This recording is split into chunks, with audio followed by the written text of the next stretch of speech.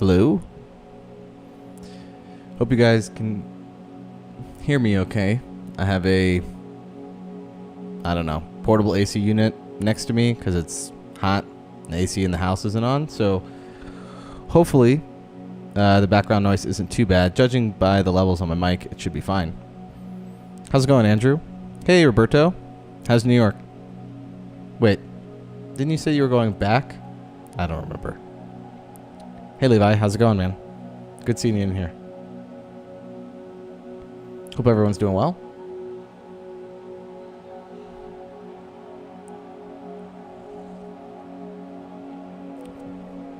Hi, Simon. How's it going, man?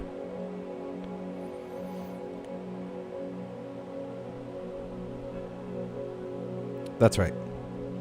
Yeah, it's super hot here, too. It's been really hot, and basically I've just been in my office since I have this giant AC unit. Let me know if the audio is too bad, and maybe I'll turn it off and on or something, but I'm pretty sure if I turned it off, I wouldn't survive. Okay, cool. Yeah, this mic is really good on sound rejection, so I assumed it was fine, but I didn't actually test it. Hey, Colin, how's it going? Yeah, or I assume it's Colin. There's been a big heat wave here, so yesterday it was like 100, which is 38 in Celsius, I think. But don't quote me on it. Roughly 38 degrees. Roberto, this is going to be the last stream. I leave tomorrow. Actually, you can see... Well, I guess it's not going to refocus, but all that stuff on my desk back there is me prepping for a trip. I'm going to Yellowstone, the Grand Tetons, and Glacier National Park for 1 month. So I will be living in my car for a month. But then when I get back, I'm moving out of this house. So I'm selling a lot of my stuff and putting other stuff in storage, and then transitioning to, I think, just living in my car. So not only do I have to figure out how to make content in my car, which I think I can figure that part out. The streaming thing just requires a lot of data, and I'm just never going to be able to have that. So for the foreseeable future, I will not be able to stream, sadly. But hopefully at some point, whenever I have consistent internet again, I will be back to streaming.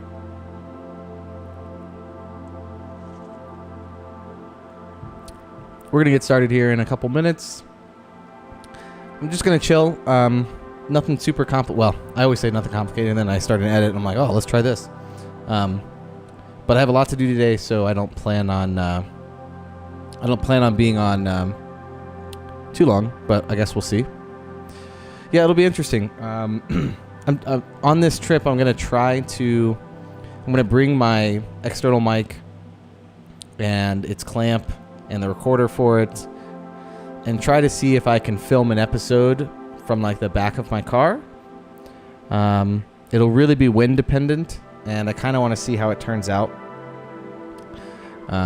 So we'll see how it goes. Hey, David, how's it going? All right, so might as well get started in talking about what I think we're gonna edit.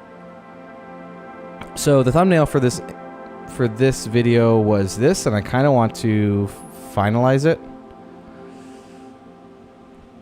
I was going back through an old catalog yesterday and kind of looking through the pictures that I took from New Zealand and trying to decide what still had potential. Obviously, I think this image actually is really cool. I don't really know if it needs more editing. It might just be done. So we'll see. The big edit that I think I want to try is going to be this one. This is a really bad pano DNG that I think I just combined in Lightroom, but you can see all the ghosting here once it loads, and well, eventually. You can see all the ghosting here in the water. And that just happens when you combine HDRs. And I just need to manually do the light painting. I'm not entirely sure if this crop is too strong. So this is like not the full photo. This is the... Let's get rid of this. Show you the full photo here. Computer's being really laggy for some reason. This is the... There's extra space. I'm not entirely sure. This might be too tight of a crop. I wish I had a little bit more space over here. But realistically, I just want to accentuate this beam of light that's coming behind the mountain here that's hitting the waterfall. That's what I think I want to try to do. And I think to do that, one thing we need to do is definitely... This is kind of distracting. Even though it makes sense to have this light here, it's distracting. So this is something we'll have to work on. I'm not totally in love, like I said, with the composition. I wish there was just a little bit more space on the left, but maybe we can finagle some way to get that, because there is a little bit more in the crop. Another image that I did, it's going to take forever to load if it didn't already, is this one. This image is huge. It's around the same time. Pretty sure this is also cropped down. But if I zoom in, you can get an idea of how big this image is. This is 100%, I have to assume. Pretty massive image in terms of detail. A lot of cool stuff going on. The problem with this is that it's so big. I'd have to print this really big for someone to... And now I don't even think this wouldn't even be a finalized edit. But for someone's eye to actually go where I want it to, which is here, it would have to be printed massive. And on a screen, just even on a monitor, this point of interest kind of gets left, and it's hard to see. So I think I want to edit this one. It seems like there's a bit more light here, which I like, but we'll see. So I think that's what we're going to start doing. If you guys have any questions at all at any time, feel free to ask. Like I said, just taking it easy. I'm not going to do anything too complicated. I'm not sure if the notifications that I get for people subscribing right now are people subscribing right now. Sometimes I feel like this feed thing only, like, it delays for some reason. Roberto, the image is that big because they're all panos. So this image, I believe, let's see, I believe comes from these images. If I had to, yeah, probably starts here.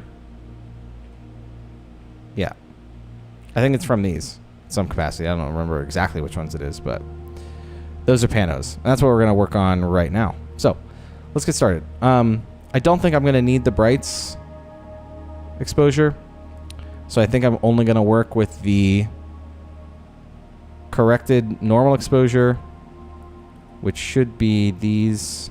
Let me get rid of this. Definitely gonna have to remove this. This, I think I have all of them correct. Yep. Okay. So we're gonna select the 0 EV exposures because these are all bracketed. That's the wrong one. Also, if you notice me doing something that you think is a mistake or doesn't look like I'm doing it correctly, please speak up. I don't take offense to any recommendations or guidance or things that I'm not paying attention to while on the stream. For example, the other time I had my entire Photoshop window layers panel hidden on accident, and I didn't know. So we're going to photo merge this to a panorama. I would do an HDR panorama, but again, you saw the artifacting and ghosting. And so we're going to try to avoid that by just creating 2 panos and then manually blending them together. Let's take auto settings off. I like checking the auto settings just to see how much detail is there. Looks like there's plenty. I don't think I'm going to boundary warp at all because this looks like it was pretty even. Well, I'm just concerned that if I boundary warp there's going to be too much of a discrepancy between the dark one. Nope, I'm not going to boundary warp. I can always manually warp this in Photoshop. I'm going to select cylindrical, very likely, just because that's typically how a zoomed in pano looks the best, but you can tell there's very little difference. If you caught my video on how to make a panorama, I talk about that in there. And I think that's going to be it. So we're just going to hit merge. I'm going to wait a second, and I'm going to do the exact same thing to the dark exposure. And take a sip of my drink. Serious caffeine this morning, or afternoon. I got a lot to do today. I'm going to try to get out the door by tomorrow, but I don't know if I'm ready. I am dreading getting my car ready in the heat. I might just wait until it's dark. Okay, that's going. Do the same thing for the dark exposures. Realistically, the dark exposures are going to give us basically where that blown out spot is in the middle. It's going to give us the most detail there. Same thing, photo merge, panorama. Could also press Control M, which is a shortcut that I know. I just forget to use it. Just kind of defeats the purpose of the shortcut. Okay, that is definitely not correct. What the heck happened? 2 of 6 images were unable to merge. That's a problem. Okay. Remember how I said things are going to be easy? Well,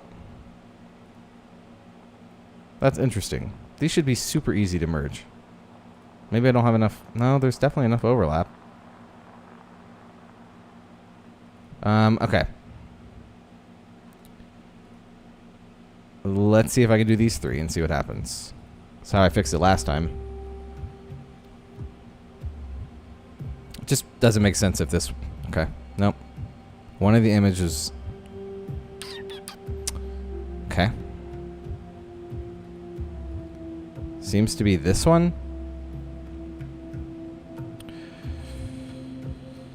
Huh.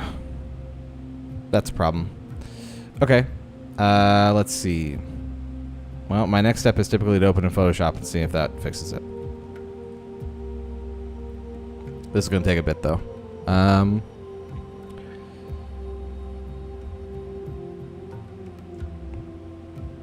Yes, it is, 𝐒𝐤𝐢. And nice to see you in here. Haven't seen you in a while. Actually, maybe I have. No. Maybe I haven't. I don't remember. Alright. Maybe this will work. Like I said, sometimes Photoshop does a better job than Lightroom. I'm very curious why it can't combine these. If I boosted the exposure in these, there's absolutely plenty of data to merge these together. Very strange. It's a little annoying, to be honest. Did not expect that. Alright, so it's loading all the images in. Then it's going to try to merge them. And we're going to cross our fingers. I might have to do both of these in Photoshop.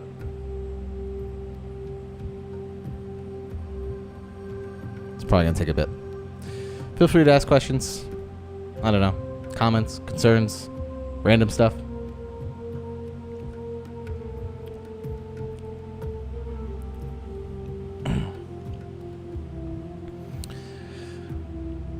This usually takes a little bit, especially with six images.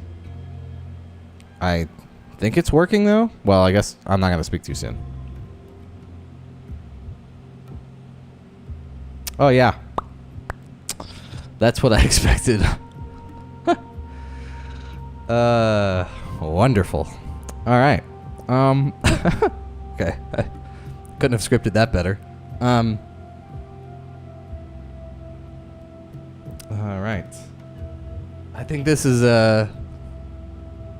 gonna work. I didn't even get this right. What is going on? What? Okay.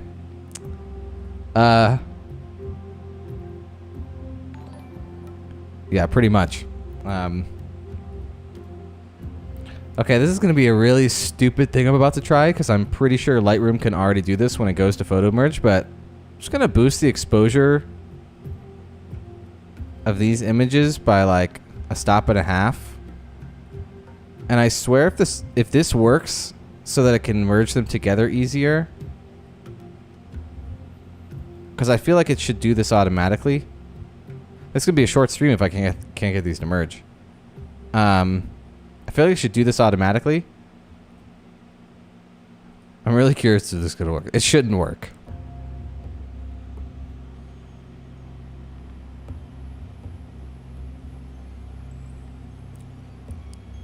Okay, it didn't. All right. Huh. Just gonna undo all that. I did not expect that to work. If it did work, I think I'd be more upset that it worked in the first place. So why aren't these merging together?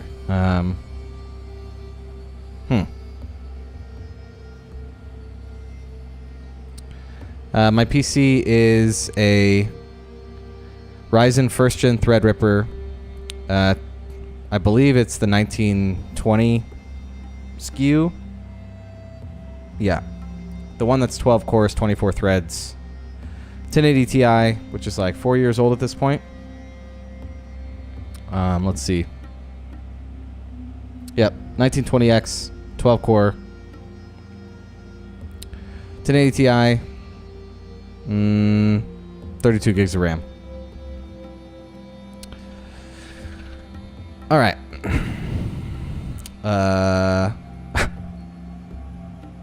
I'm a little bit lost at what to try now. I don't have any pano stitching software installed.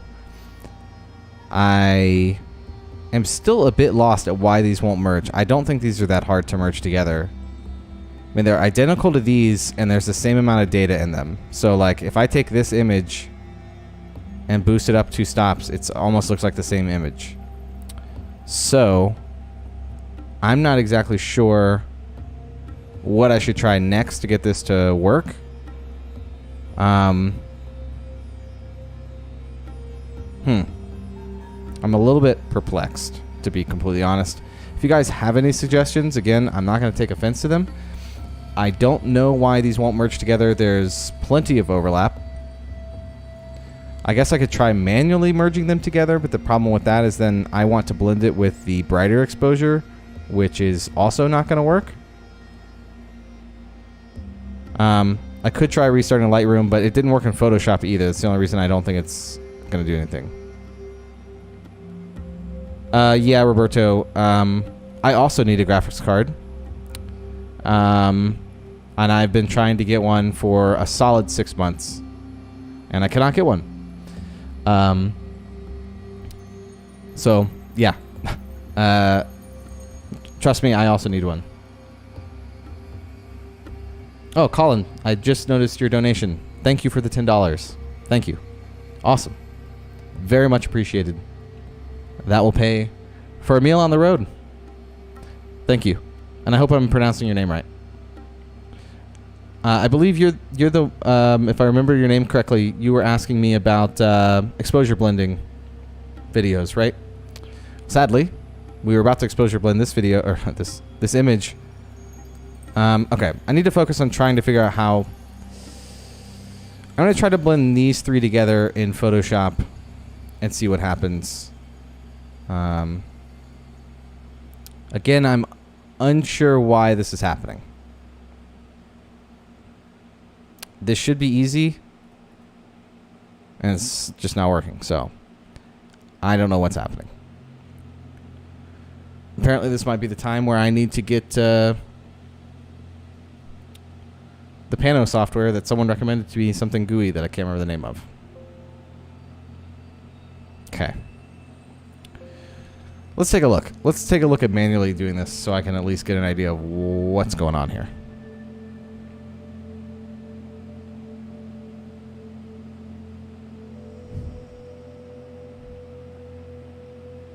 Well, thank you again. Thank you for the donation. I'm going to do my best. The channel is my job, so it's kind of important. Okay. I will do my best to keep it going. It's in my best interest. So I don't normally manually blend things together for this. I just want to get an idea of why the heck this is so hard. Am I missing something between these two? Is that what's happening? Okay, maybe that's what's happening. Did I not overlap these enough? No, they definitely overlapped enough. It's right there. Okay. Huh. See, the problem is if I manually do this, the nice thing about doing, letting Photoshop and stuff handle is it handles all these transitions for me. And, I mean, judging by this lines up pretty easily. Obviously, it needs to fix this line. But, I mean, I barely did anything. They line up perfectly. So I don't know why this isn't automatically. Yeah, PT GUI, that's it.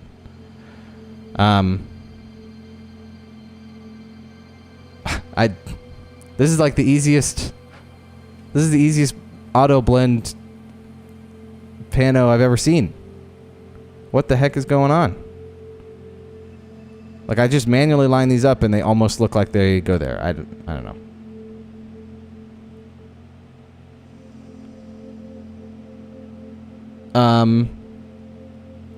Roberto, I just take...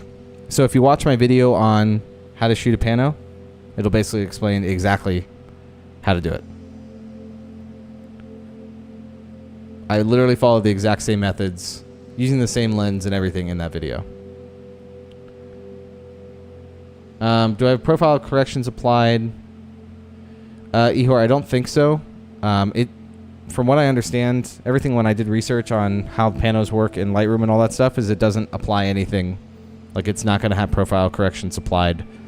Or it automatically applies profile corrections when it goes to do the pano itself. So, of course, Roberto. All right.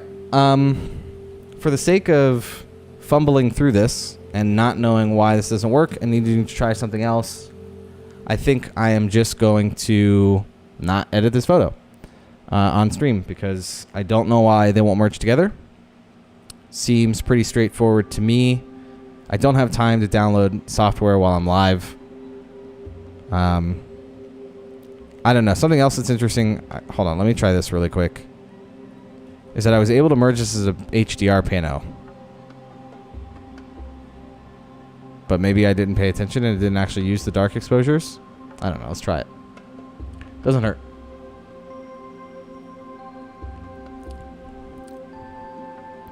Sometimes I don't understand software because I've done much harder pano merges than this. And like I said, I can almost just do this one manually. Like, this image needs to be rotated a tad. And these just need to be blended together better.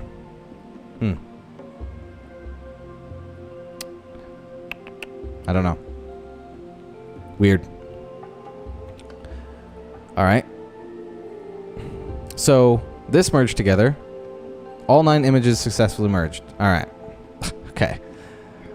That doesn't make sense to me either.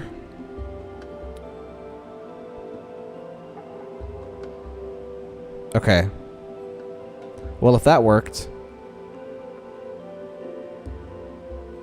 I kind of want to try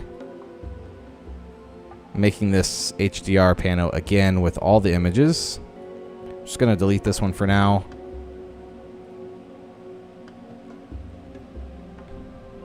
Oh. Wonderful. Okay. Deal with that later, I guess. Nothing is working. Okay. Let's try this HDR pano. For some reason it works. I guess it has more data. I blended them together for the HDR version. What I'm thinking is I'm going to try this and see if there's a bunch of ghosting and see how it looks.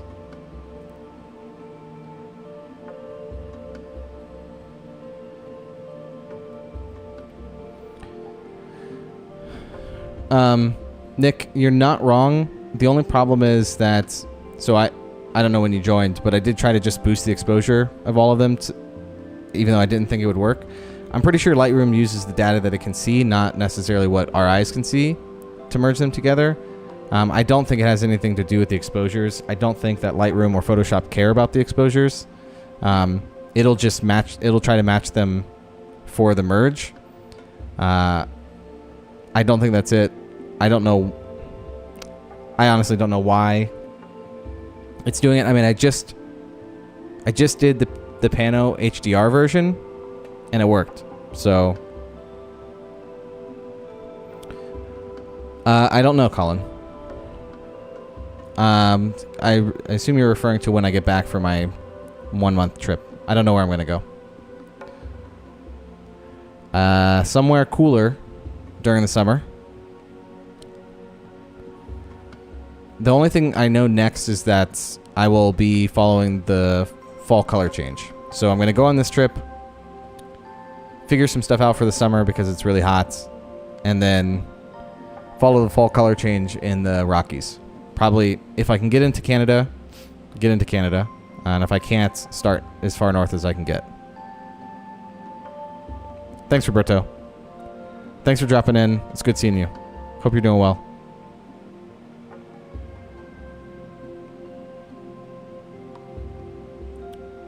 What if I try to blend my exposures in separate panos and then HDR the panos? 𝐒𝐤𝐢𝐚𝐥𝐬, that's exactly what I was just trying to do.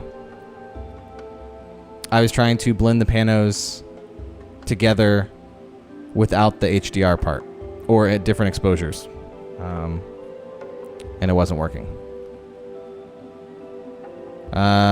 This looks like it might have worked. I don't know what the ghosting looks like. Let's hit merge and see what happens. I mean, see, this is the thing.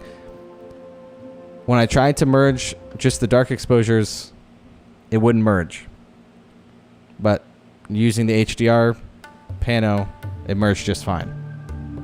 So I wonder if it's taking like the brighter exposure and then using that data to use for the darker exposure. I don't know.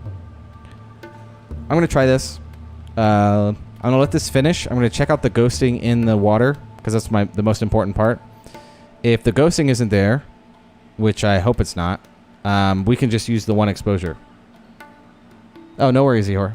Yeah, I had already made a pano, HDR pano, and that you can see here, but there's a ton of ghosting in it. So then I was just trying to do, it's hard to see the ghosting unless I zoom in and it loads, but I was trying to do a single exposure pano and then another exposure pano, and then I was going to light paint those together. But yeah, for some reason the dark exposure wouldn't merge together. I really don't know why.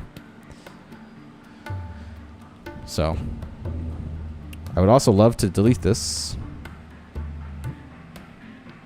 Hey, it worked that time. Cool. All right. Here's our new pano. Let's take a look. Oh my God. Ugh. Looks terrible.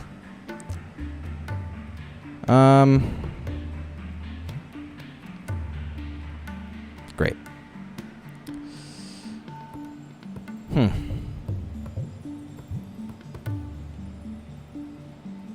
I don't know if you guys can see this. You probably can, but all these little bubbles right here, these little things, are the problem. And there's a line right here. That's weird. I don't think this should be that hard to merge together. Okay. I think we're just gonna have to scrap this photo. And I gotta figure out how to do this myself. See if I drop this by 2 to give me the other exposure.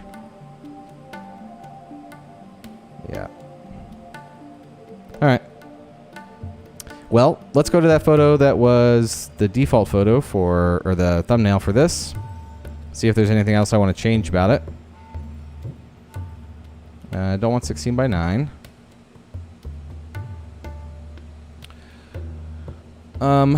The weird thing about this photo is I have the color temp set to like 9K.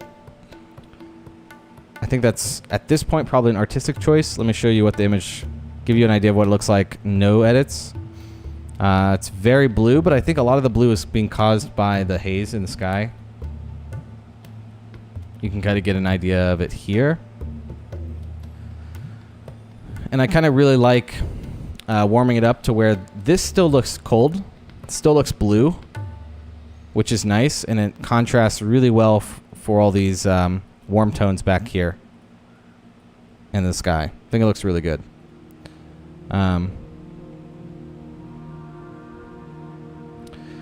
Yeah, Tim, I don't know. That was a weird one. That, to me, that pano, I can usually tell when a pano is gonna, like, might not work or could be difficult.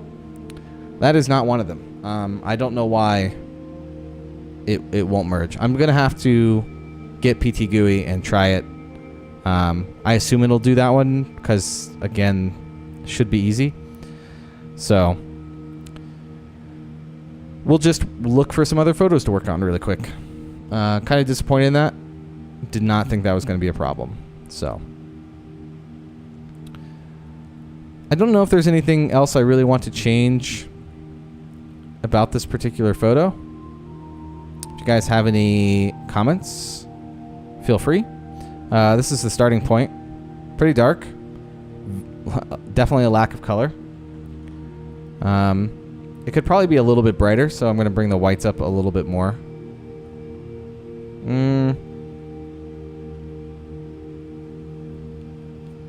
Don't know if I like that. I think I'm just going to bring up the overall exposure to 0.5. That looks a little bit better. Yeah, this is Milford Sound. I got trapped here. Well, trapped. It's when you drive in, if you haven't ever been, you have to go through this mountain pass. And I was there coming into spring. So I think it was October. So I was coming into spring in October. Got into Milford Sound. Was only supposed to be there for 2 days or 2 nights. And the day we were supposed to leave, the avalanches were too risky to drive through. And it almost like ruined the whole schedule of the trip. Thankfully, we ended up getting out there later in the day. Yeah, exactly. What's interesting about this place, especially if there's snow, there isn't a whole lot to do. There's like maybe a couple hikes, but because of the snow, you don't really do the hikes.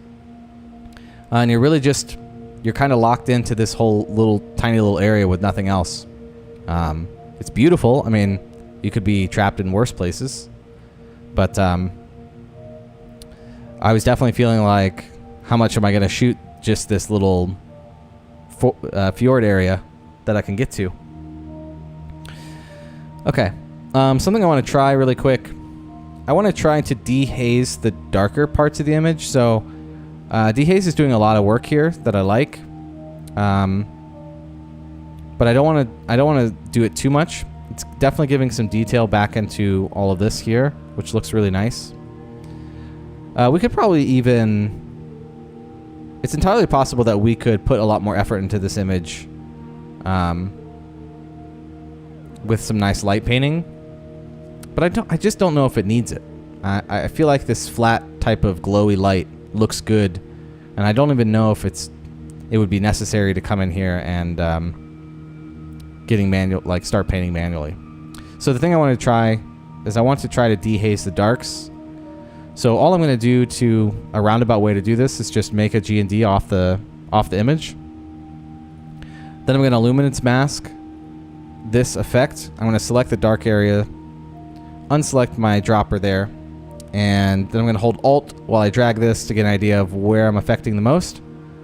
This is looking pretty good. I'm trying to not affect the clouds as much as possible. This might be too crunchy. When you start messing up smoothness, definitely gets a little bit crunchy. So let's try that. And then I'm going to bring up the dehaze.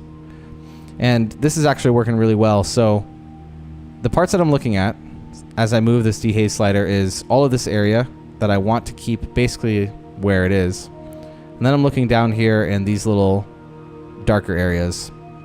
And I like the way that's affecting things because it just gives a little bit more clarity to the dark areas down here.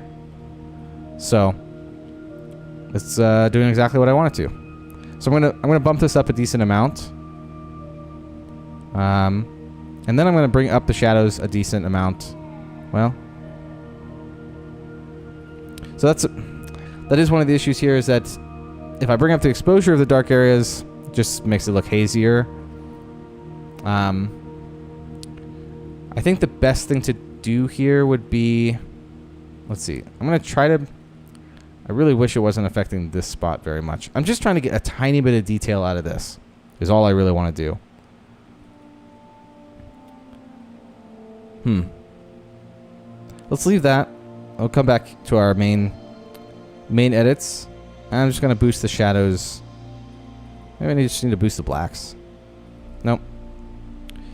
I'm just trying to fight to give this a little bit of data, because there is stuff here. You can see a little bit here.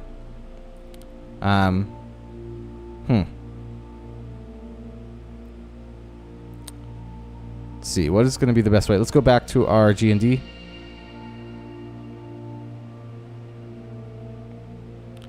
𝐒𝐤𝐢𝐚𝐥𝐬, I was the only photographer there when I was shooting for the days that I was there. But to be fair, I was there during off season. So I wasn't there middle of winter. I wasn't there during spring or summer. I was there between the transition of winter to spring. Honestly, I thought the conditions were fantastic because I got both. Let me show you one of the other images I got while I was there. Let's see here.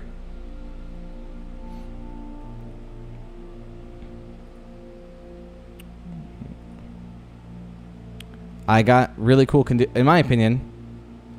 Where the heck is the... Oh, it must be this one. I thought it was really cool to get rain, because it rained. It rains there all the time. But then also all the peaks were snow-capped still. So I got this nice mixture between the two. I thought it was really cool. Andrew, yeah. That's probably what... I'm probably going to do with the radial filter really quick. I just want a little bit more detail out of that spot.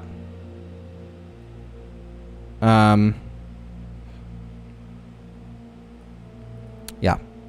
So I think that's what we're going to do. I don't need a ton. Doesn't need to be like super drastic. I just don't want it looking so dark down there. So I think what I'm going to do is something like this. This. Big feather. And then I hate that it's affecting this spot more than anything else.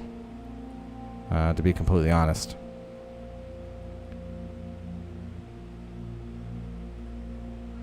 Alright. Let's finagle this so it stops messing with that spot.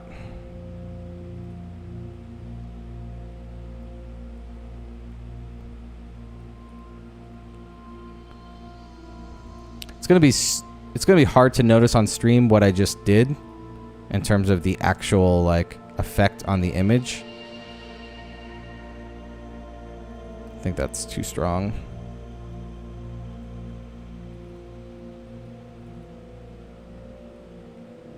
I just want a little bit to come out. I'm even gonna range mask this just to help out. I don't think there's anything but darks over here anyways. I don't think it's actually gonna change anything. But just that, I think it's hard for me to see because of this bright light of that I have on. But there's just a touch of data there now, just a little bit. Yeah, 𝐒𝐤𝐢𝐚𝐥𝐬. The conditions I think were really cool. The camper van we rented was insanely cheap. Like, absurdly cheap. Let me see if I can find a picture of it. Like I said, we're just hanging out, chilling, editing some photos. I'll get back to the photo in a second. I just want to... I've never been to a country where it was so easy to get a van and camp around. I don't know if I have any photos of the van in a catalog here. They may just be on my phone. I think the van was like $1,000, $1,100 for 2 weeks. And it was a nice Mercedes Sprinter, full kitchen, bathroom in it. I couldn't believe the price. And I think it's because they have so many vans that during off season they pretty much just give them away. I I will say the conditions while I was there, for being there for 2 weeks, the amount of photos that I came away with that were quote-unquote portfolio worthy, I've always been a little disappointed in myself, even though I've told myself that I tried. I was there for sunrise and sunset at a lot of places. They just didn't turn out. So maybe that's one of the downsides to the time period or the conditions, but it was still beautiful, still a great trip. I would definitely recommend going that time because there's definitely less people. I think you just have to accept you might not get the best conditions every day. Sorry, I'm looking through catalogs. I don't think I have an actual photo of it, sadly. Just take my word for it, though. All right, back to this photo. I didn't shoot a whole lot of photos in 2019, so...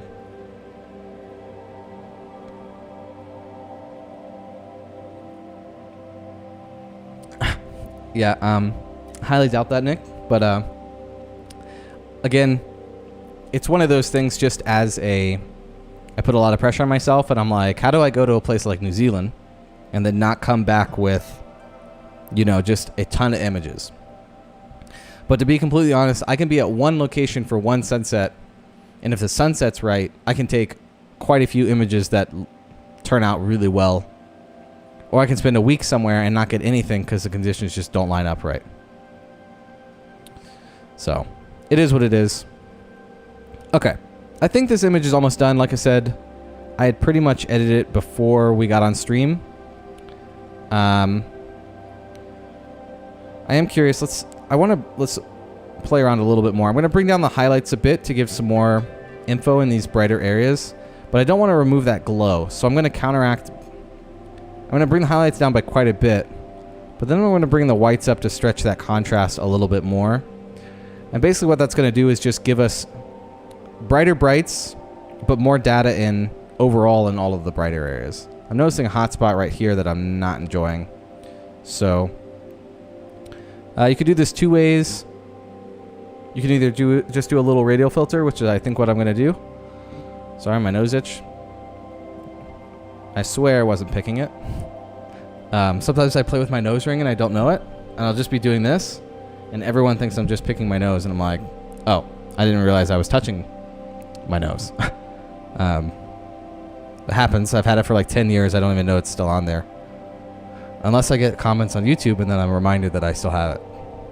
Which are always hilarious. I'm just going to do a luminance mask. It's still going to affect the areas around. I don't think I'm going to be able to get a great mask. I really just want that brightest part. So all I'm going to do, I think, is just... Well, that looks like crap. Okay, we're going to do a brush. Whoop.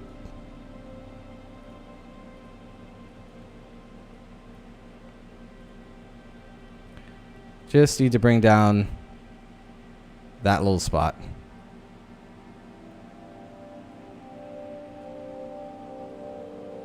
Nope. Okay.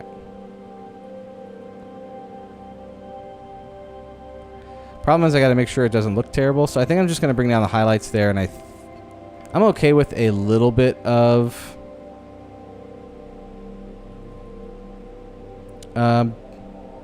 clipping.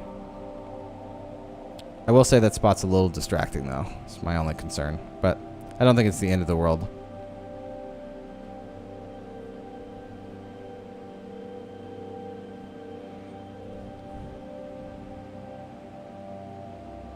Yeah, I'm not beating myself up. I mean, I beat myself up about everything photography related, but not in a super bad way. Just in a I could have done better way. Sometimes it motivates me. Sometimes I get down on myself. But I think that's normal for any person doing anything artistic. I look at that trip. I always look back at this trip lightheartedly because even though I was there for 2 weeks, I definitely didn't focus on photography as much as I normally do. And I think it was actually probably for the best. The conditions weren't great, so I didn't have to focus on photography as much. And I kind of just had time to relax and just enjoy being there rather than trying to force a sunrise and sunset every day. So I think it was for the best. Okay, I think I think this image is done. It's going to have to be one of those I come back to it. I don't know. What is your opinion on this image? Let's see. Before and after here. I think the edit looks fantastic. I will say, don't think that I manipulated these colors. I actually, if I remember correctly, the light here actually looked like this. Maybe not this drastic in terms of colors, but it was close. But in the actual raw or taking the photo, it doesn't. It looks super flat. Well, I'm noticing this spot now has plenty of data in it. All right. That's going to bug me. I got to fix that. So I could take this into Photoshop and do a bunch of stuff. But I think I'm just going to do it the easier way. Let's see if I can get this to look right. Let's see.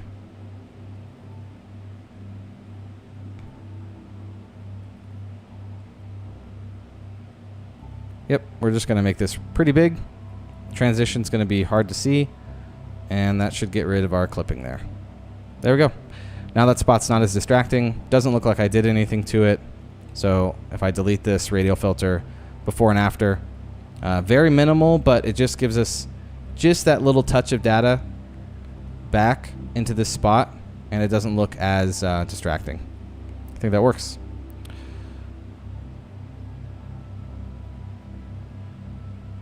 The dark halo in the hot spot is the only thing to fix. Yeah, I think I just did that. Judging by my eyes, at least. A lot of times when I do radial filters like that, I want to zoom out of the image. I get a really good idea of how it looks transitionally here. I think it looks good. I don't notice anything. I will say crop-wise, it needs to be moved just a touch to the left. I'm just trying to line up that point with this center piece right here. I think that looks pretty good. And I think that's it. Balance-wise, it's a little off because there's... the mountain goes all the way down here, and it doesn't over here. But I don't think there's anything I can do about that. Okay. I'm going to... let's see if we can find another quick image to edit, or at least look at. I really wish that pano would have worked out. I don't know why. I'm going to transition to my face while I look for photos to see what we could put together. Mostly just so I don't embarrass myself with all the bad photos that are in here. Because I don't know if you guys know this, but all photographers' catalogs are filled with really terrible photos, and you only see the ones that actually work.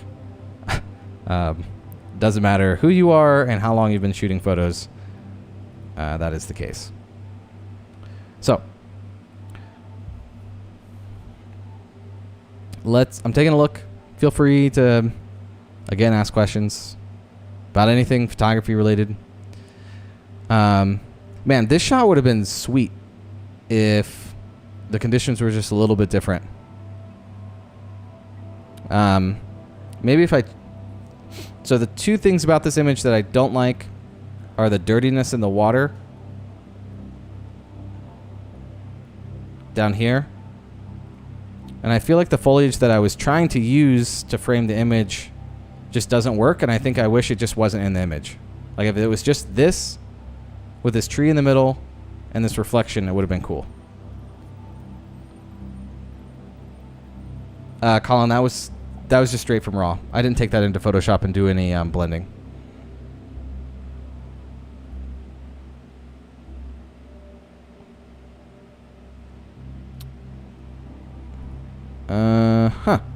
Alright. I'm just looking around for things that stick out.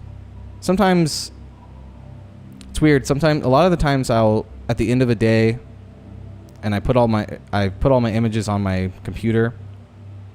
I will go through and pick out the ones that stick out in my mind. And that'll be the only time I really select images. And then years later, like right now, I'll go through and be like, why the heck didn't I select this image? Yeah, I think it works with the. I think it does work with the foliage. I just feel like it's just a tad bit too distracting. Where the heck did that one go? Yeah. It's just not clean enough, and I wish, like, if I could imagine, like, the light up here looks fantastic, but if I could imagine just like a little bit of like a beam of light on this tree right here, would have been crazy. I think this image, compositionally and how it's set up, is close to being worth working on.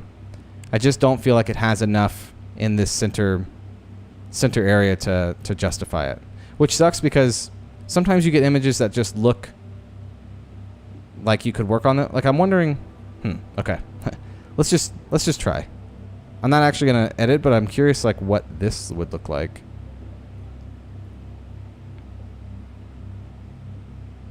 Huh. It's not the worst. It's kind of cool. Okay. I would definitely have to figure out how. Again, I think the problem is that this tree just doesn't have any light on it. The light up here is really cool. Steve, it's already there. You can actually just navigate the live stream right now if you wanted to. It'll be there. It automatically gets uploaded. I don't privatize the live streams unless I do something really stupid on the live stream. And even then, I have some that are up. So this one should be up. Of course, man. Thanks for joining. Thanks for chatting. Thanks for dropping in. Appreciate it. Okay, let's move on to an image we're actually probably going to edit. I feel like this has a lot going for it. It's just not enough. Tough, because I like that. I like the shot. Let's see. So if you guys have ever heard of Lake Matheson, I visited there one time, and the best conditions I got were this. It was pretty bad. Not the best. Took a helicopter ride for the very first time. That was cool. Definitely did some touristy stuff. I think this image from the top of the glacier turned out pretty cool. Obviously black and white. I think this, I was trying to take a pano here. I don't know why. I'm pretty sure this was part of the pano. Let's check it out.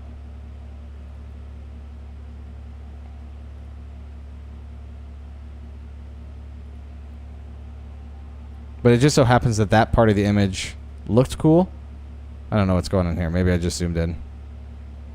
Okay. I don't remember. But in black and white, I think this turned out okay. It's kind of cool. I think if I were to keep editing this, I would darken the shadow areas. And that would be something I do in Photoshop. Let's see. I don't know if there's any other photos in here. I'm trying to remember. So this one's in my portfolio. This is the best image I took while I was there. Definitely turned out. It's a shot that I've never seen a single other photographer have. I am sure it exists, but I've not seen anyone else with the shot. Which is kind of strange because it works. I just don't think getting Mount Cook clear is easy, apparently, in the winter or when it has snow. Franz Joseph. Yeah, so I think that was the area I just showed where that we took the helicopter ride. But I didn't take a whole lot of photos up there. The conditions were just super overcast and cloudy. We were in this area for 4 days. This is the only time I saw Mount Cook. And the conditions even aren't even that good. But that was kind of what I was working with. Obviously, took pictures of this tree that everyone takes pictures of. But I don't think any of them really turned out to be anything worth editing. This one's kind of cool, but I just don't think the data is there for the foreground.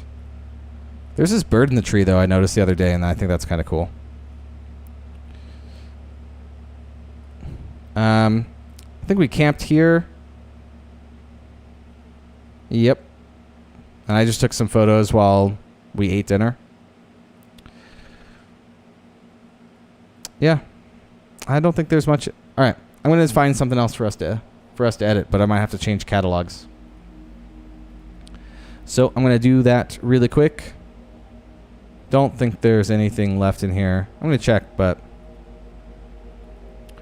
2019 was a weird year for me. All right, I'm gonna switch catalogs, see if we can find something else to edit really quick, and then just hang out. Still can't believe that Pano didn't edit together.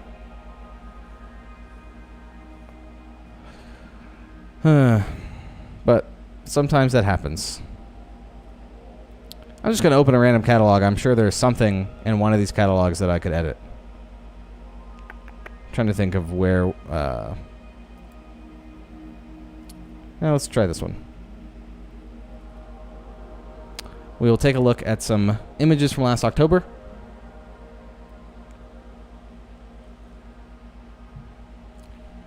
As soon as it opens.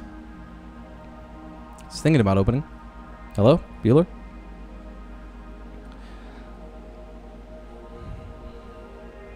Okay. Nodal bracket. Yeah, I think I talked about having a nodal bracket in my Pano video. I just don't have the capacity to carry one of those around because I just don't think it's gonna change my panos all that much. I don't think it's how I took the photo though. There's something weird just going on with the blend. There's plenty of data. The horizon line is seemingly pretty straight. It barely varies. I don't know why that merge didn't work. I think nodal brackets are good for people that are, I guess, taking panos super seriously or using a really heavy lens. I'm not entirely sure. I don't understand their purpose to carry around that much. But again, maybe I'm just wrong. I don't know. Maybe I need to use one to see how it changes my panos. But for the most part, just taking a few panos, especially on a zoom lens, left to right, doesn't involve all that much stitching together. I think particularly that one, for some reason, the dark ones just wouldn't stitch unless it was an HDR, and then it worked fine. Okay, so we're gonna take a look at some of these images from the fall. This is one that I went back. I was looking through my catalogs a couple weeks ago, and I just stumbled upon these images I took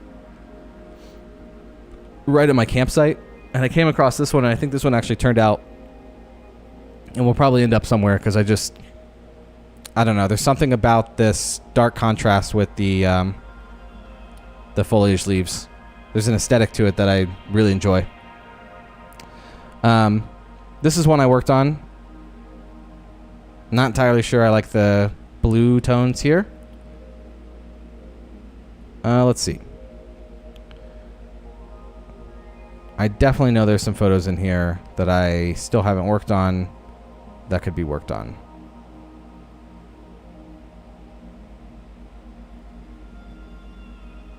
I think I've done one or two of these live. There's some photos of some cows somewhere in here. I think it's here. Yeah. Okay. Let's see. What date is this? I'm gonna go with this. Cool. I've already made some selects. See what we can do here. Maybe this is worth working on. Maybe it's not.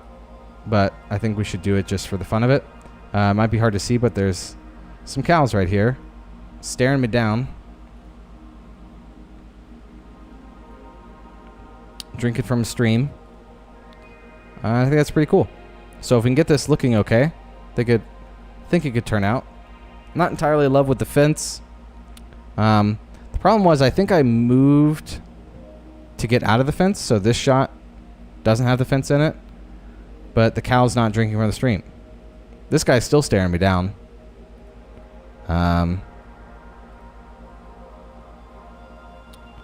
So it's one of those tough decisions in photography where the moment is better in this shot, in my opinion. Let's use the bright exposure so you can see where the cows actually are. The moment is better, but I don't like the fence in the shot. So I have to make a choice. Do I sacrifice the moment?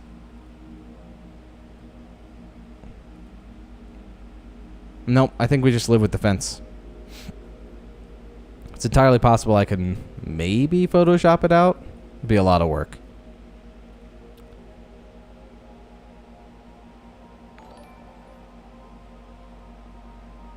Hey, Andrew. Thanks, man. Thanks for tuning in. Thanks for chatting. Thanks for the kind words. Thank you. Yeah, could clone it out. Would definitely take some work to do. It sucks because if it was this fence, if it was this wooden fence, I actually like that. But then it switches to the ugly metal fence, and I'm not a fan of it.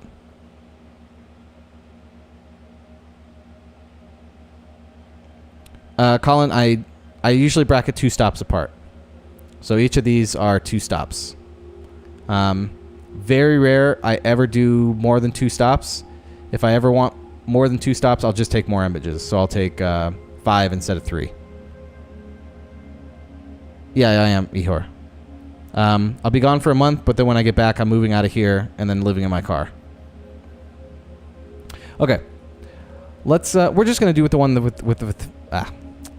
we're going to do the one with the fence.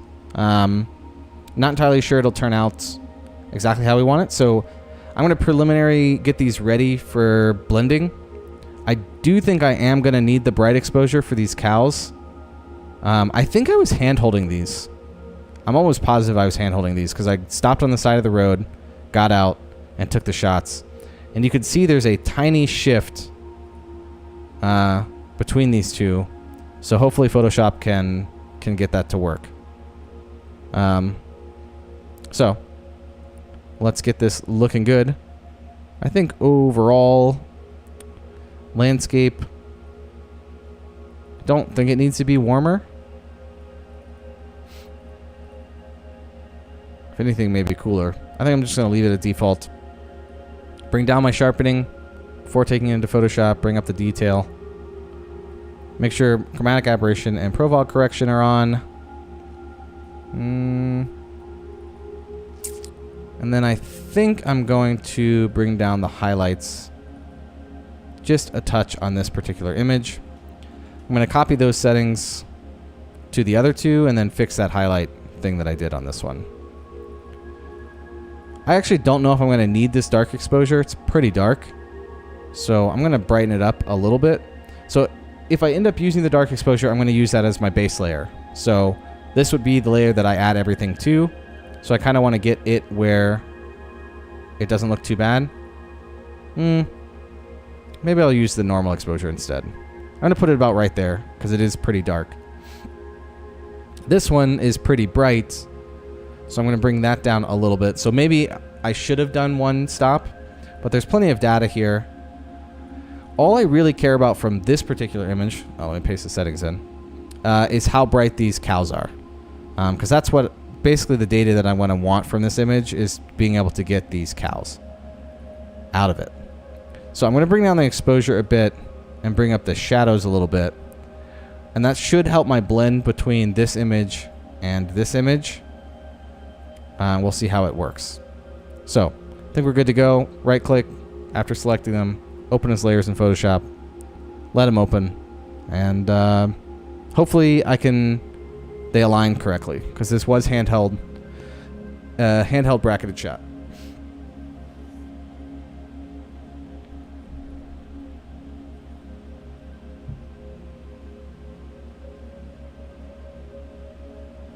Both the dogs are sleeping right now. One is right under my chair. Can't move. Okay. Let's try aligning these. Hope it works. It should. But I guess today... maybe it doesn't. No dog cam. I didn't set it up. The GoPro is packed away already. Trying not to use... I'm already behind because I still have to...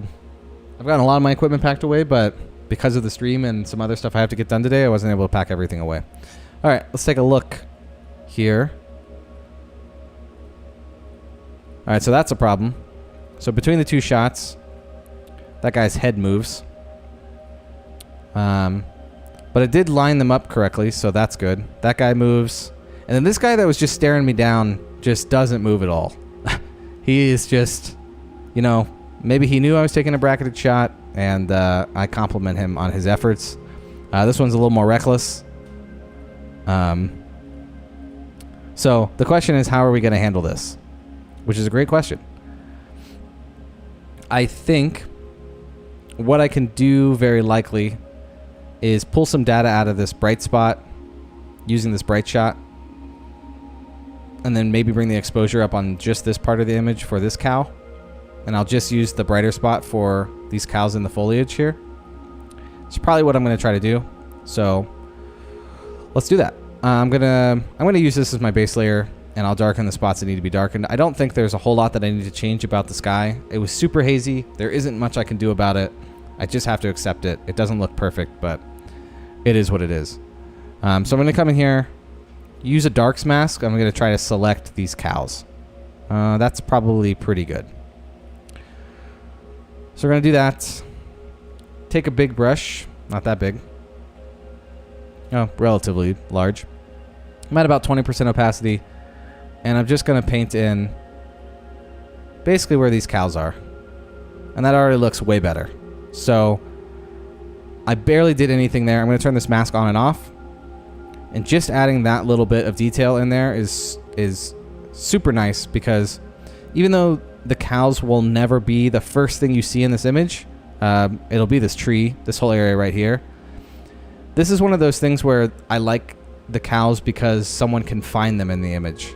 And I know that's weird that I'm focused on them, but it's nice because if someone looks at the image for long enough, they'll see what I want to see first, which is this. That's just apparent because it's such a bright part of the image.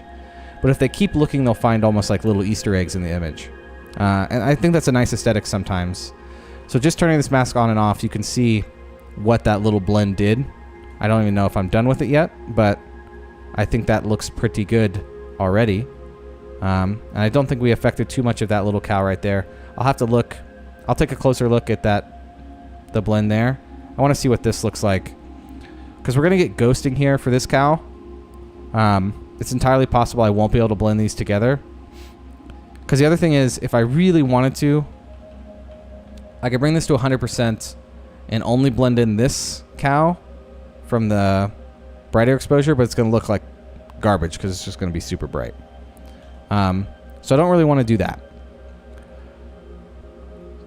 I think I'm just going to leave that one, and it'll just be under foliage.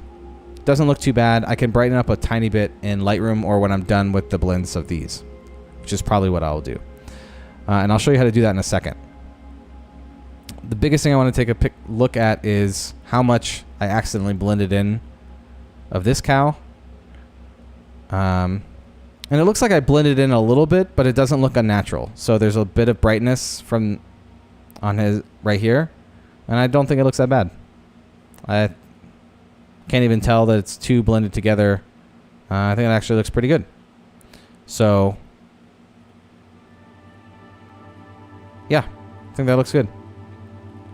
That was super easy for that part. Is there any other spots in the image that I would want to brighten up? I don't think so. I think just that little touch of detail here really helps. Let's make sure it doesn't look too blurry back there. So I'm turning my mask on and off with a shortcut that I made. You can go to Edit, Keyboard Shortcuts, go to Layer, scroll all the way down to Layer Mask, and enable Disable Layer Mask. And I just set it to Control W. Then I also have Control Q, which is typically quit the image, which I never use. I have that to turn the visibility of my layer on and off. That means I get to see the layer. I can move between turning my mask on and off and my layer on and off really easily. Super helpful shortcuts when you're doing a lot of exposure blending. Definitely something you should try to do once you get into it more. just being able to do this. It also works for focus stacking. It's very helpful for a lot of the stuff you do in Photoshop as a photographer. I think that looks pretty good. So something I can do, so let's say I wanted to, I'm going to deselect the mask that I had selected that you couldn't see. I'm going to create a curves adjustment, and I'm going to brighten up the image just a bit. So I'm only paying attention to the cow here. Now the thing is, I don't want my curves adjustment to affect all the images. At the top here, this is fine because this is the top image. But say I wanted my curves adjustment to only affect this bright part of the image, right? So it's going to brighten up that bright spot that's already blended with this image. You can hold Alt on a computer, and I'm pretty sure Option on a Mac. And then while you're holding Alt, you drag your mouse between the two layers, and this little box with the arrow will come up. And now that this is selected, it means that this curves adjustment will only affect this image. So just a tip, we don't need to do that. I'm going to move it back up here. Works just fine like this. I am going to invert the mask so it's not actually affecting the whole image. And then all I'm going to do is come in, go back to my darks 2 selection. I think worked pretty well. Yep. Come in here, paint in with white, a little bit lower opacity. I'm going to use a big brush so it transitions really easily. Make sure my hardness is at 0. It is. And just going to paint in a tiny bit of light there. So all I did there was brighten that spot.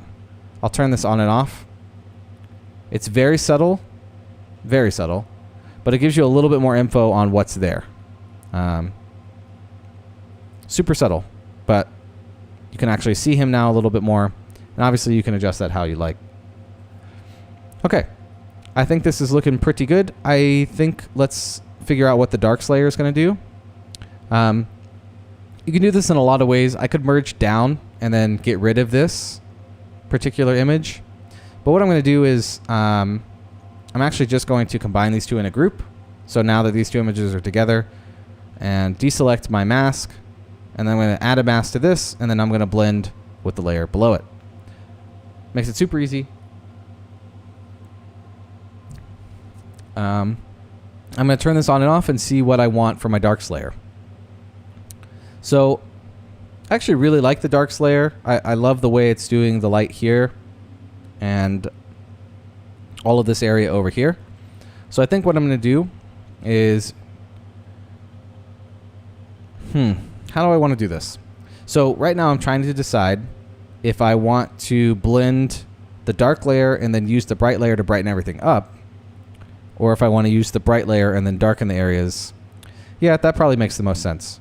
But I want to remove just a tiny bit of the light that's hitting here. Even though it looks nice, I definitely think that this area should be a little bit darker. So let's do that first, and then we'll darken up the spots that need to be dark. I'm going to use some big brushes here. We're going to bring down to about 25% opacity. I'm not using my pen at the moment, but it is in front of me if I need it. And a pen will just help me make changes, pressure-sensitive changes, while I do this rather than a mouse. But I'm just going to make some big sweeping strokes here, and just that was enough to do what I wanted to do. So I'm going to turn that mask on and off, just darken that ever so slightly so that when I take it back into Lightroom and bring up those whites, it'll look good.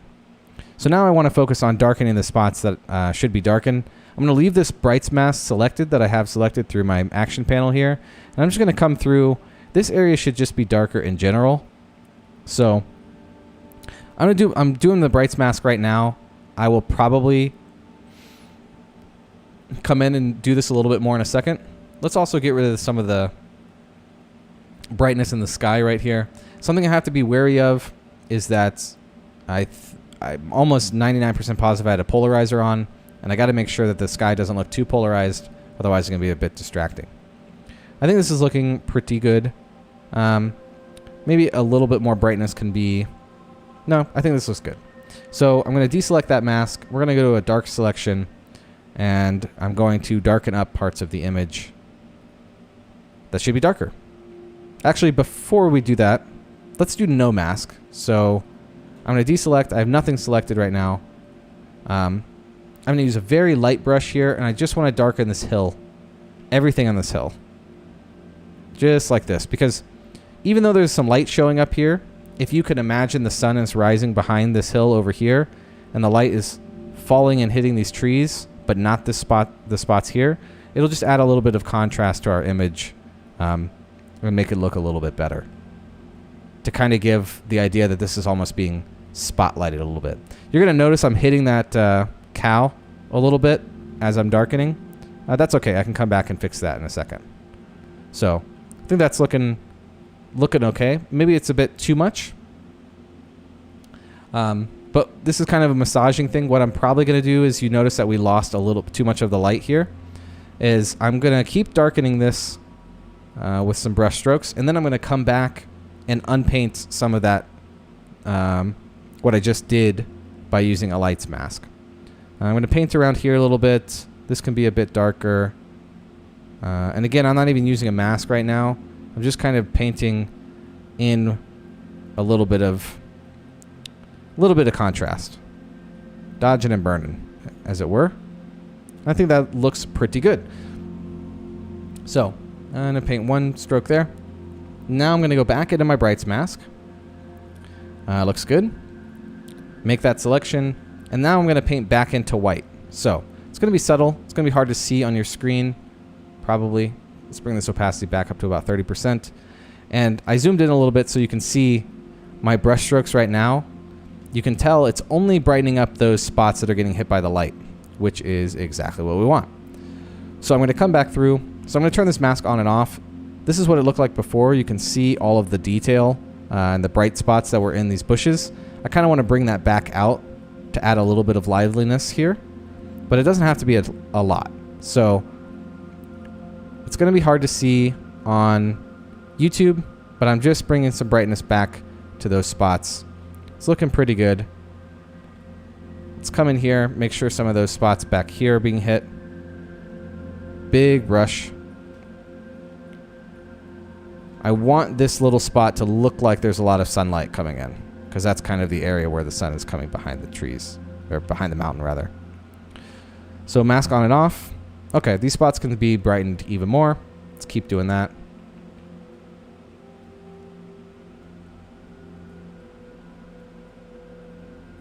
Mask on and off. Nice, that's looking much better. So it's darkening it, but it's leaving some of those highlighted spots that are getting touched by light. It's looking pretty good. So let's fix our little spot here that we did for the cow. So all I'm going to do is... Now I can tell that there's movement here. Movement. That's a terrible joke. If I lose all my viewers after that, I deserve it. Okay. So we just need to... Okay, I can't even take myself seriously. We just need to mask this back out, because you can see there's a tiny bit of ghosting here, because this layer and this layer, he moves a little bit. I'm not going to make the joke again. So all I'm going to do is come in, small brush, and paint with, I think, white, yeah? No. Yeah. Paint with white. Add 100% opacity. And now he's only being used from one layer. And then I just have to make sure that it doesn't look too terrible blended between the two. So just going to make a bigger brush stroke here. There. That's it. Now he's not ghosted. And he's back to the brightness that we had him before we did that big blend. So I think that's looking pretty good. I still have viewers, so that's good. And I think overall, this is probably pretty close. This was a super simple blend. Not a whole lot that I needed to do here. I really just wanted... The biggest thing is I wanted to bring out the cows in the image. But the image to start out with isn't great. It's super hazy. But I do like the way the light hits these trees. I'm just taking a look to see if there's anything else I really want to do before I take it back into Lightroom. I don't think there is. So what I'm going to do is I'm going to save, but I'm going to keep it open in Photoshop. And usually if I need to go back in, I can just switch back over. Technically, you can crop out these. I'll probably do that. So I'm going to cancel this save and crop out these dead areas. And take a second to breathe. If you're just joining, welcome. Thanks for joining. Hope everyone's having a good day. Okay. For some reason, it always takes forever to cancel. Don't want that. I wish there was a way to zoom in when I'm cropping with the zoom tool. Because I always have to zoom in, come down here, then hit the crop tool, and navigate like this through the whole image. If you guys know a way to zoom while in the crop tool that doesn't involve me going to type in the percentage in the bottom left corner, that would be fantastic.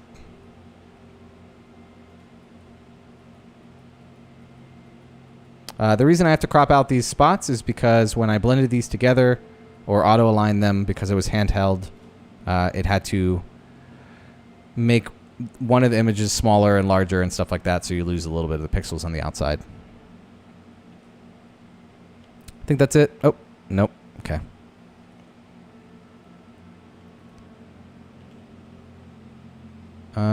Did I get this? Nope. Cropping some more. Think that's good? Yep. I'm not going to worry about photoshopping out this fence. I don't... So if this image was like...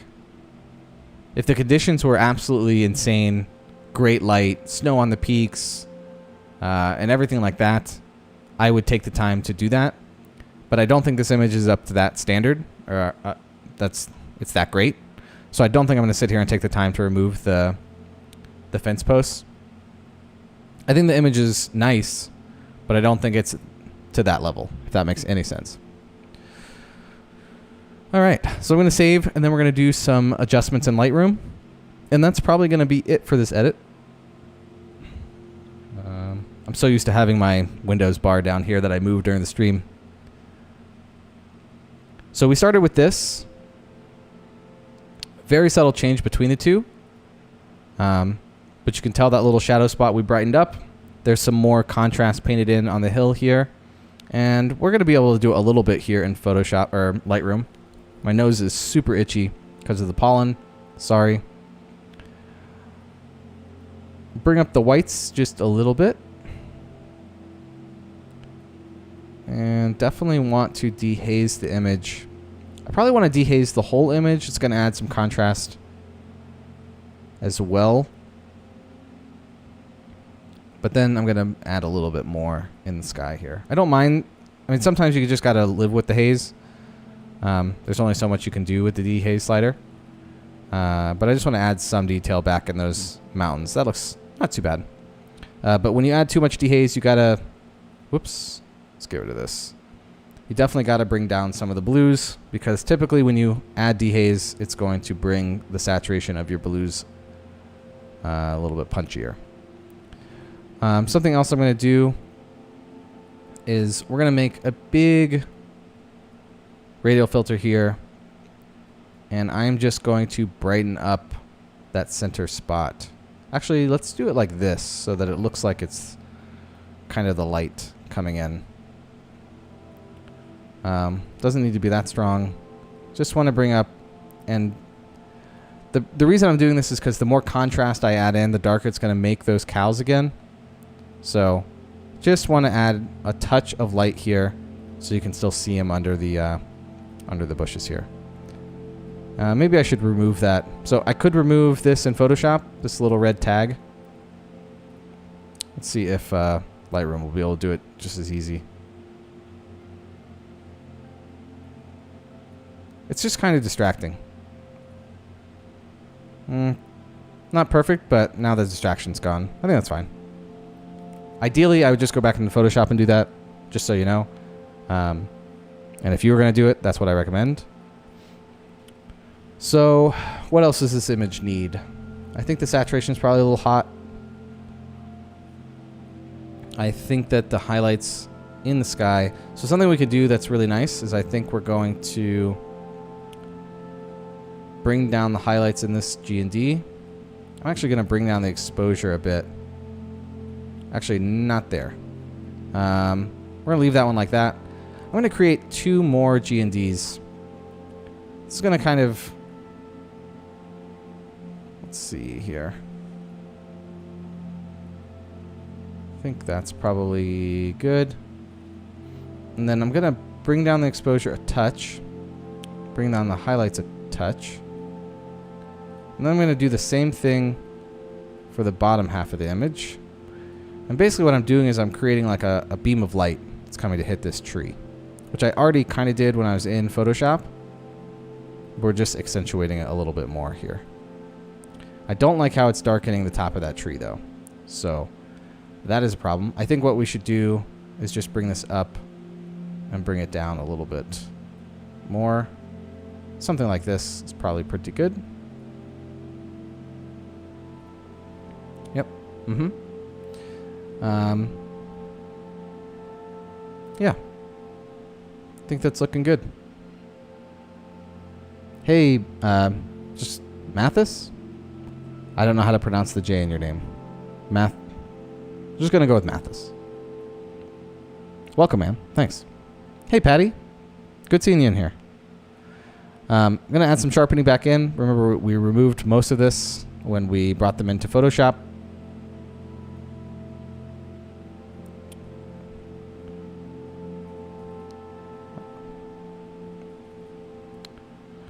I think this is looking... Sometimes I like to hit black and white because I get a better sense of bright and dark spots with color removed, and I can get an idea of where spots might need more contrast and stuff like this. Obviously, these spots look pretty great. This looks good. I think I'm going to brighten this center point a little bit more shadow-wise. There we go. I just want to be able to see those little guys down there. It's important to me, you know? Happy little cows. Yeah, I'm liking strong contrast. Looks good. I think overall this is pretty close to done. Probably bring down the clarity. I don't think I like the effects of clarity on this particular composition. So bring down some clarity. Something I can do for this G&D that's affecting the skies, I can actually warm it up some if I wanted to remove some of that blue. But I don't really like that effect, so not on this particular image. But yeah, I think this is done. Take a closer look. I don't think it looks half bad. I could crop out the bottom. I thought about it, but the problem is, so if I cropped, I'd have to crop here. And then it's fine. But I like this little stream. I could technically crop here and maybe just Photoshop out these two. Again, I think if I was really worried about the fences, I would just Photoshop them out. Let's see how fast we could do it. I know some of you might be interested in seeing that. So let's see how fast I could Photoshop out these fences. Over here, the lines between them two are so subtle that I'm not too concerned about them. But over here, the lines are pretty prominent. This is where it's going to get tough. That don't know if it's worth the time. You're not out of order for mentioning it, but I did not apply Orton. I rarely ever apply Orton. This particular image has a glow to it already, which is probably why you're asking. So I might not go through with this whole thing because it's probably going to be a little bit tedious, but the way I would remove these is I would create a new layer here. So I just have a blank layer. I'm going to open the healing brush with J, and then I'm just going to make sure sample all layers is selected. And then all I would do is come in here and I'm going to hold shift while so this is the problem. I just also realized there's a shadow here too. So I'd also have to remove that.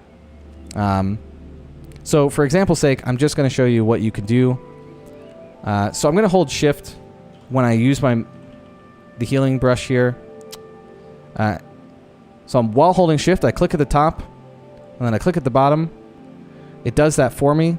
That doesn't look very good. So I'm just going to come in here and do this manually. But that is what we're going to do for these lines. I'll do this piece by piece. I really need this piece to look okay. Thankfully, there's a lot of foliage down here. So it blends okay, but it doesn't look perfect. So that wasn't too bad to remove. I can tell it's there, though. So I'd probably come through and spend a little bit extra time here. The hard parts are going to be where you can see these barbed wire lines. So I'm going to do the same thing, make my brush a little bit smaller. I'm going to hold shift, click here, and then click to where it ends. It's going to automatically do that. And now you can see the problem, though, is that that doesn't look good. From here, it looks fine. So I would probably have to come in here and then slowly do this manually and go back and forth for every line and then every post and then the shadow. It is possible. Don't get me wrong. It is possible. But I don't know if it's something I want to sit here and do. It would probably take me at least an hour to get it looking right.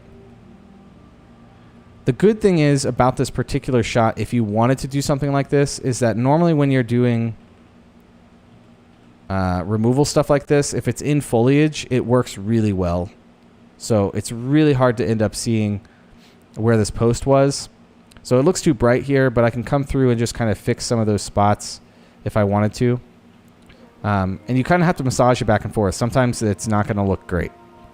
And sometimes it's really good to work in small strokes so it doesn't look... I think is my opacity not 100? No? Okay. You want to work in small strokes like this. That looks pretty good. Looks pretty good. Looks okay.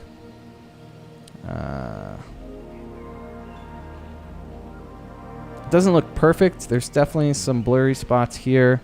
So I would come through and I would massage back and forth using the stamp tool. So now I have the stamp tool selected. And I kind of mix in spots here to get it looking less like that's what I just did. But again, I would have to do that for all of these barbed wire lines, which is not something I want to do. The cool thing, though, is that because I'm doing everything on this layer where that's sampling all layers, you can just turn it off and on. So I'm just going to delete that layer of what we just did. I'm not going to save the image again because we didn't change anything. I think I'm just going to leave them in. I think, like I said, if it was these wooden posts, I would be perfectly fine with it. I hate that it's these metal ones. If I wanted to, thankfully these are already kind of dark, so they're not very distracting in the first place. And the ones that stick out the most are the wooden ones. But yeah, I think this image is done. That is not the correct crop. That's weird. It's full screening the wrong crop. Nice. So, I think that's roughly the last image I'm going to edit. I really wish that pano would have been put together correctly. Let's see if there's another quick one I'm going to look for one that we might be able to quickly do. If you guys have any questions, comments, whatever you want to ask, feel free.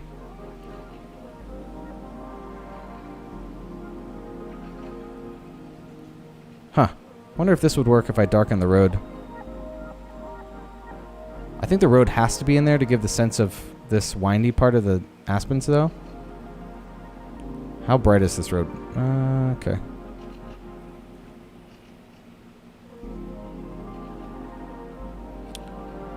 Looks like I've already darkened it quite a bit. So if I were to do this, I think I would do this in Photoshop and then come back and then paint in a little bit of brightness into the road. If I had to do this. This doesn't look too bad, though. Just don't want the road to be super distracting. It's kind of cool. Not great. The light here is cool. But, yeah. Again, feel free to ask questions if you have any. This image almost works. If it wasn't so hazy. Man, I was there for 5 days, and I have 4 episodes from this area when I went. And the smoke and the haze was just relentless. This is a weird one because my horizon line technically should be something like this. But then because the trees lean left, it gives this weird perspective, like it doesn't look like the horizon line is straight, even though I believe it's straight now. Yeah. I feel like this image has potential if it had clouds in it. So if I were to take, let's remove that part. That's not an actual crop. But I have 3 exposures here. And if I were to take these exposures and then paint in light and stuff on all these little leaves, and then paint in some light on the trees, this could be an actual really cool image. But because there's just no clouds, it's just not worth it, in my opinion. Did not get the conditions I wanted, but it is what it is. I'm going to hit select on this. Maybe this has potential for like at least an Instagram post. Also, I'm pretty sure this should be warmer. Sun was definitely out.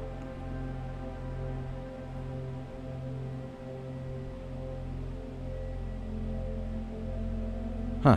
Okay. Maybe not that warm. Maybe a little bit cooler. Let's see. Don't think there's anything else that's sticking out to me at the moment. So if you guys have any questions, probably be on for another couple minutes. Hope everyone's doing well.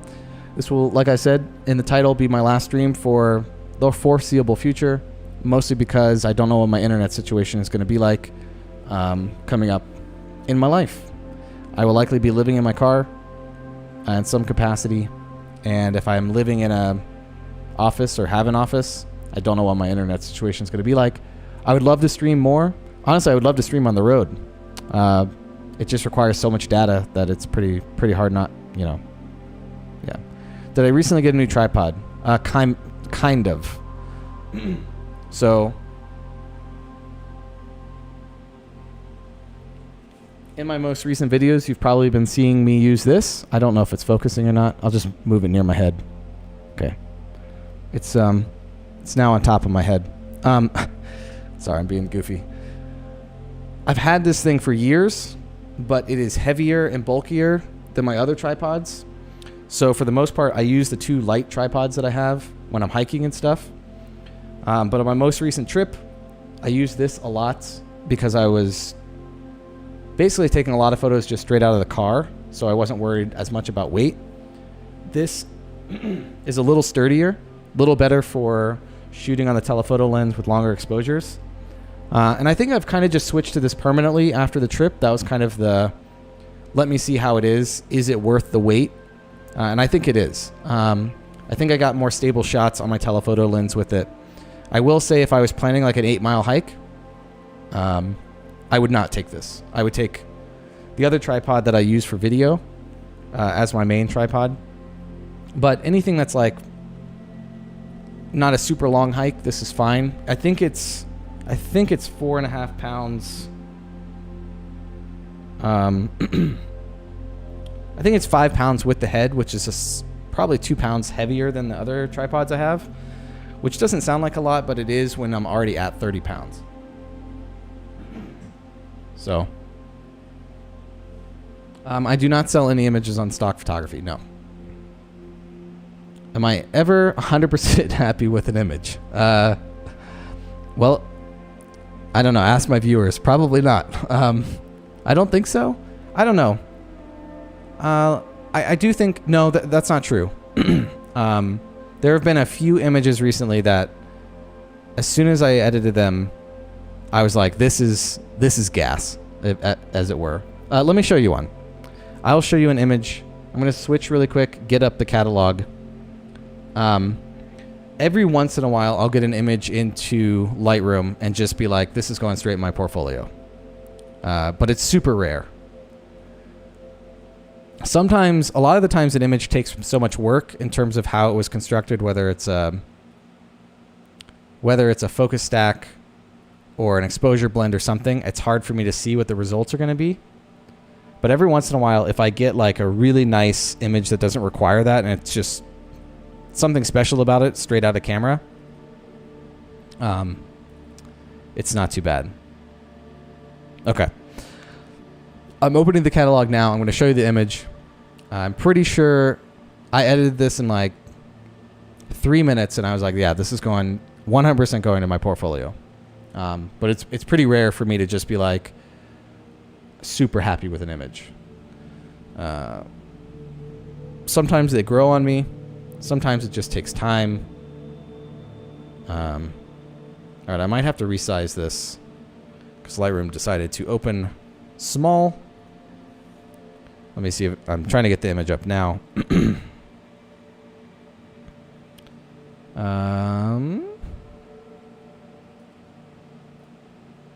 Working on it. So this image, no, it's not the image that's going to be on the screen. We'll reveal together. Make sure I got this correct.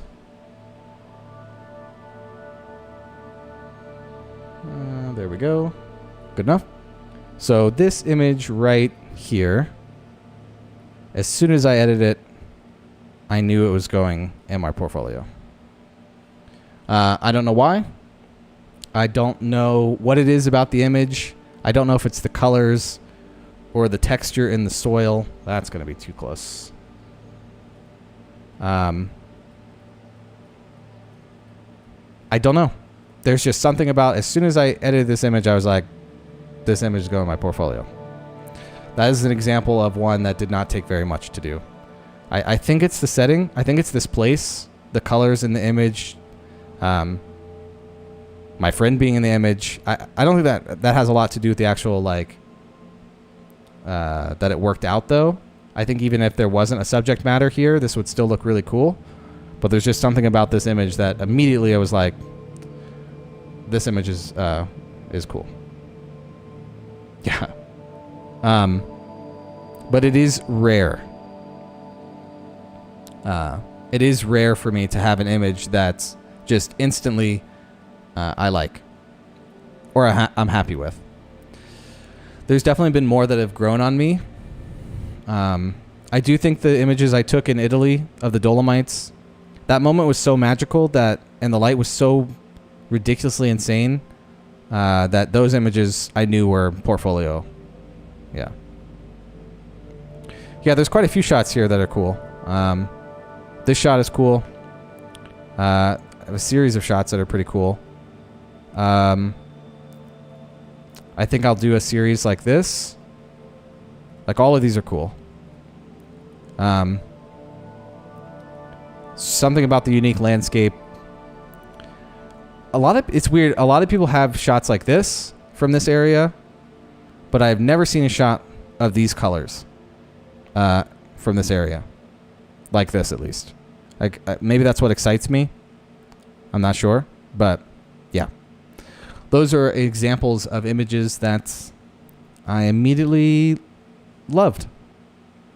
I still have a lot of images to work through and post from this area. I actually might post this one today. Not entirely sure. Also, this light was great. I just wish it wasn't of my car. Sometimes you get really great light and it's just like, I have nothing to take a photo of. Here, I think this is from my drone being on the ground. I was like, I'll just snap a shot. Turned out pretty epic, I guess. Yeah. Pretty epic spot. There's a lot to do in this area. Absolutely insane, but yeah. Thanks, Patty. I could probably sell a lot of the images I have, and I just don't do it.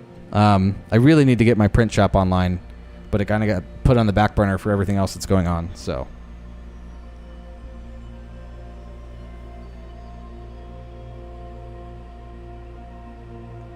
This is the Mavic 2 Pro.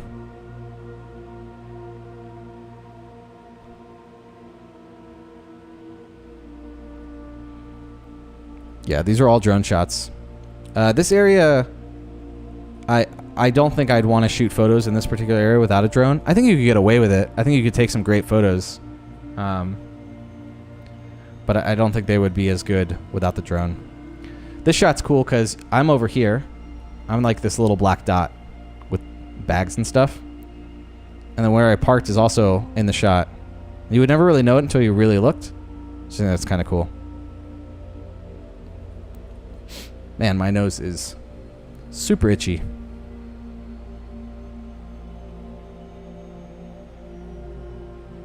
Yeah, if you ever have a question for gear stuff, it's all down below.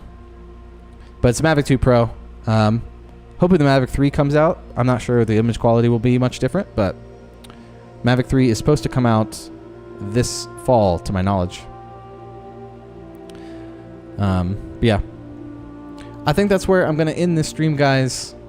I will stick around for a few more minutes if you have any questions, comments, concerns, facts, random things, whatever. I'll give it a few more minutes. I thank you for tuning in. I know a lot of you are frequent viewers of the stream. I really appreciate your support and your time and your energy, and it means a lot. I don't think I would be able to do this with no one in the chat. It would not be the same to me. It's kind of very important that you guys are here. Otherwise, I feel like I would just be talking to nobody, and that's not any fun. So, Patty, you're still supposed to get on Discord. Let me know if you need help or need to know what to do. Speaking of, if you guys, I might as well mention that really quick. If you guys are interested, you can hit the join button down below. We have a sweet Discord. You don't have to remain a member to stay on the Discord. Just started a monthly challenge. This is just for fun.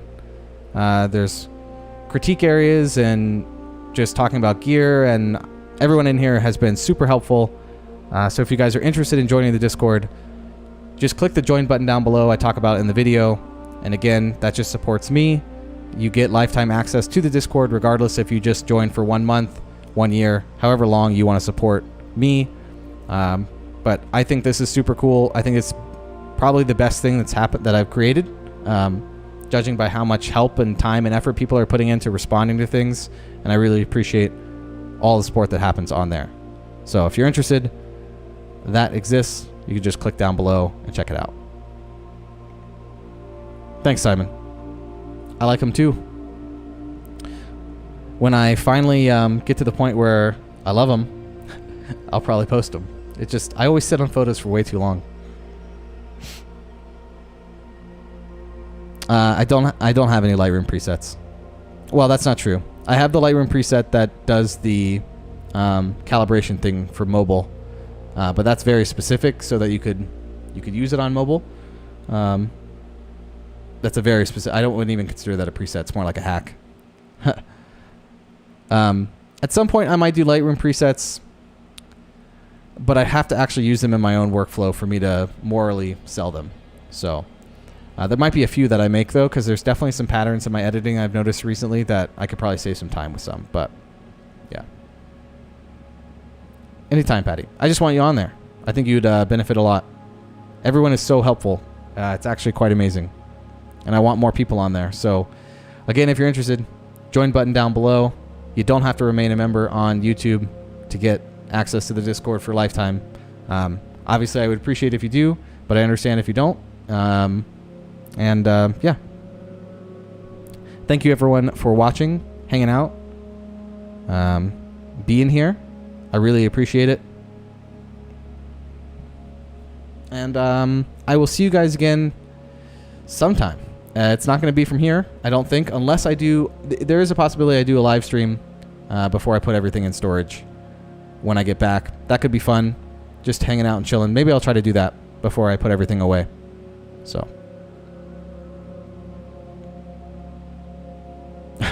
thanks, Simon. I definitely think this caffeinated drink really kicked in.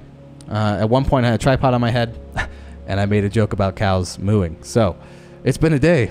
I have a lot to do, so I'm going to head out and talk to you guys soon. thank you for joining. Thanks for watching.